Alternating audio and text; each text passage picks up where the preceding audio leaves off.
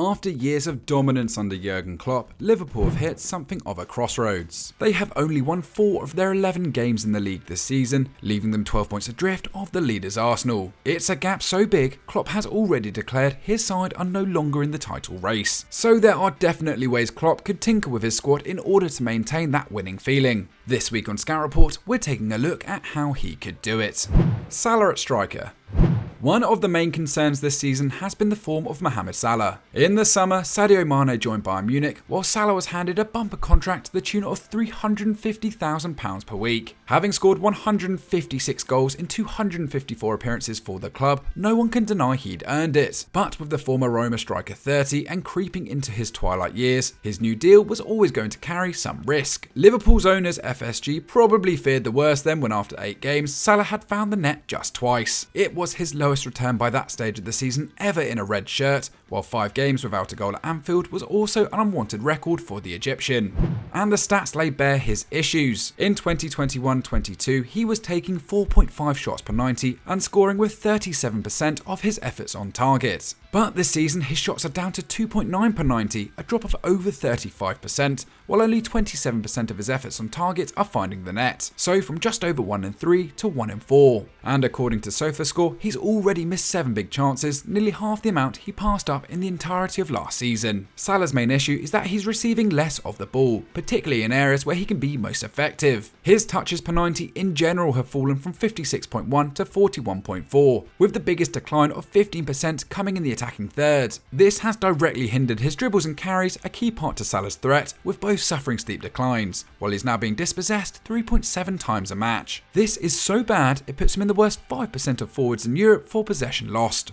Even Salah's chance creation numbers don't make for great reading. On 3 assists in the league at the time of recording, almost identical to his expected amount, he is producing 0.31 live passes per 90 that are leading to a goal from a teammate. This is down from 0.51 last season, so from over 1 every other game to less than 1 in 3. Yet his key passes have actually jumped from 2 per 90 to 3.3, suggesting he is trying hard to help his team with his reduced possession, but with little reward. Salah needs to get back to being the club's chief provider of goals, and his performance against Manchester City gives an idea of how that could be achieved. For most of the game, he switched from his regular position on the right wing to centre forward with devastating effect. His 31 touches is below his season average, as were his 12 passes, but that is hardly surprising against City. However, he took 3 shots, scored once, and could have possibly got a second were it not for Ederson. The Egyptian icon has played at centre forward before for Liverpool, and former Reds defender Jose Enrique recently declared that Salah's form was being killed by Klopp's decision to play Núñez instead of him in the role. We agree and think Salah should lead the line going forward until the Uruguayan is ready to make the role his own.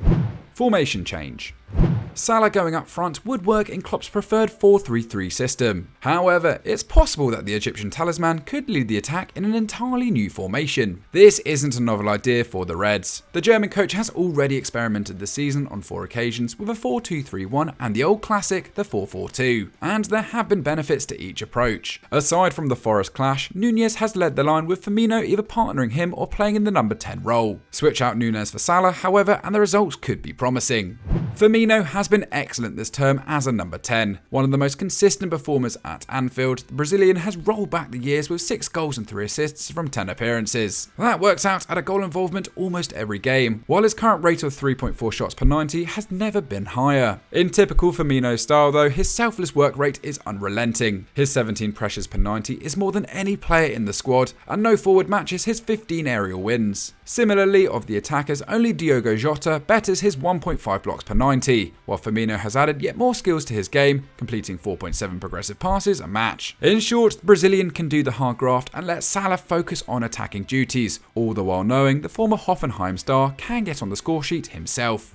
Moving Salah to centre forward in this system would deprive the side of one of its best wingers. However, Arsene Wenger recently suggested that one of Liverpool's issues is that they are less vertical than before, meaning they're getting too bogged down in the wide areas. Sure enough, 66% of their efforts come in the middle of the goal this term, down from 72% over the past 2 seasons, with most of their threat coming from the right where Salah and Trent Alexander-Arnold operate. This is significant as stats by the analysts show that in 2021-22, Liverpool were the most direct attacking force in the Premier League, but now Tottenham, Fulham and Newcastle are more brutal at breaking from their own half. Liverpool's direct speed, a measure of how quickly a team progresses the ball upfield, has fallen from 1.54 metres per second to 1.4. Only slight, but enough to take the edge out of their advancing pack. Another indication that Liverpool's current focus on width isn't working is the fact their crosses have soared this season too, up from an average of 14.8 per 90 in the past 2 years to 21.3. Crosses tend to result in headers, and while the Reds have scored 5 headers so far, it's not the most efficient method of finding the net. If Salah went central, then his space on the wing could be filled by inverted wingers like Harvey Elliott and Fabio Carvalho, along with the regulars Luis Diaz and Diogo Jota, who can help return the side to their vertical best by funneling the ball into Firmino, Salah or Núñez in central areas where they are most effective.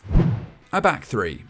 Another formation change that Klopp could explore is going to a back three, as this could help unleash one of the big underperformers in his squad, Trent Alexander-Arnold. Despite some unbelievable numbers going forward over the years, his defensive deficiencies are suddenly under the microscope, and there is certainly some problems with his ability on the back foot. He ranks in the bottom 10% of fullbacks in Europe's top 5 leagues for several fundamental metrics, including pressures, clearances and aerial wins, while his 1.5 tackles and 1.1 blocks per 90 are both equally scathing. Only his 2.1 interceptions per 90 stands up against his peers over the past 12 months. A lot has been made of his inability to scan the space around him and track runners into the box. Napoli's Kavica Kvaratskhelia brutally exposed these flaws, while even back in November 2019, Jamie Carragher warned that the young defender's lack of urgency tracking back was his basic problem.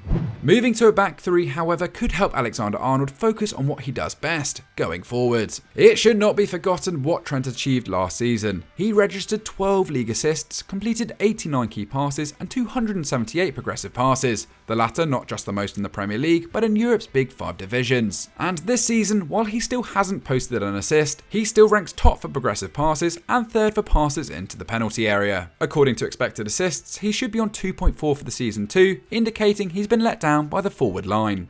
A back three would let the Liverpool native play in a more advanced role in the knowledge the space behind him is covered. It would also benefit Joe Gomez, who is finally showing some form after a difficult 24 months. The Englishman played less than 1,000 league minutes in the past 2 seasons due to injury and squad competition, leading many to predict he could move on in the summer. However, he went on to sign a new deal, a decision which is beginning to pay off. On 702 league minutes at the time of recording, Gomez is on course for one of his best seasons yet at Anfield. His tackles and interceptions are at a healthy rate of 4.2 per 90, while his 8.3 passes into the final third per 90 have also never been higher. More importantly, the knee problems that so cruelly held his career back have subsided, meaning the 25-year-old has full mobility once more. If Gomez were to play at right centre half in a back three, then his speed and tenacity could help cover the space left by Alexander-Arnold. Rightly or wrongly, the ageing pair of Jordan Henderson and James Milner have struggled to fulfil these demands this season in a 4-3-3, while Harvey Elliott gets caught pushing forward. Andy Robertson would also have no problem adjusting to a left wing-back role, given that's where he plays for Scotland. Switching to a back three is a more radical suggestion for Klopp, but with problems continuing to re-emerge on Merseyside, it might just be an idea worth considering.